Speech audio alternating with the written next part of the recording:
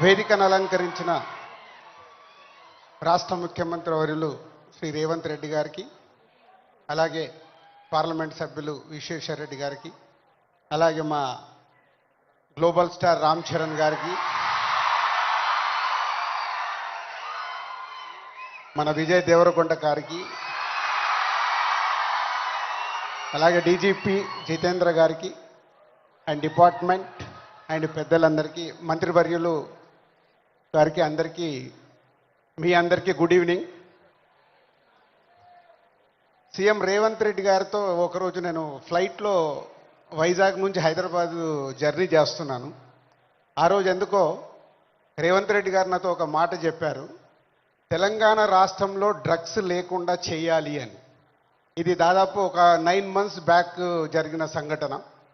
అంటే సీఎం గారికి ఆ రోజు చాలా డీటెయిల్గా, అంటే చిన్నపిల్లల వరకు ఈ డ్రగ్స్ వెళ్ళడం వల్ల మన ఫ్యూచర్ ఎలా ఉండబోతుంది, దాన్ని నిర్మూలించాలంటే అందరం కంకణం కట్టుకోవాలని ఆ రోజు చెప్పడం జరిగింది. ఈరోజు నేను ఈ కార్యక్రమంలో పాల్గొన్నందుకు నా వంతుగా నేను ఓట్ తీసుకుంటున్నాను.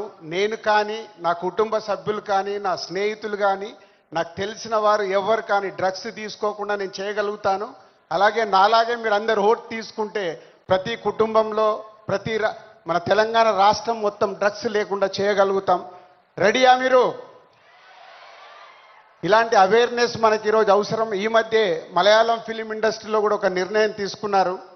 ఆ ఇండస్ట్రీలో ఎవరన్నా డ్రగ్స్ తీసుకున్నట్టు తెలిస్తే ఆ సినిమా ఇండస్ట్రీ, మలయాళం ఇండస్ట్రీ నుంచి బహిష్కరిస్తామని, అలాగే తెలంగాణ ఎఫ్డీసీ నుంచి తెలుగు చలనచిత్రం కూడా నేను కోరుకునేది ఒకటే, అలాంటి ఫిలిం ఇండస్ట్రీలో ఎలాంటిదైనా జరిగిందని తెలిస్తే వాళ్ళని నిర్మూలించినప్పుడు, వాళ్ళని నిషేధించినప్పుడు సొసైటీకి, సినిమా ఇండస్ట్రీ నుంచి కూడా ఒక మెసేజ్ వెళ్తుంది. ఎఫ్డీసీ నుంచి డెఫినెట్గా ఫిలిం ఇండస్ట్రీలో మాట్లాడి తెలుగు సినిమాలో కూడా అది పాటించేలాగా చేస్తాం. సో ఇది మన కర్తవ్యం.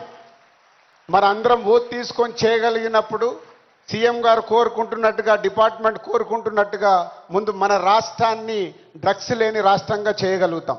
Thank you. Thank you, sir.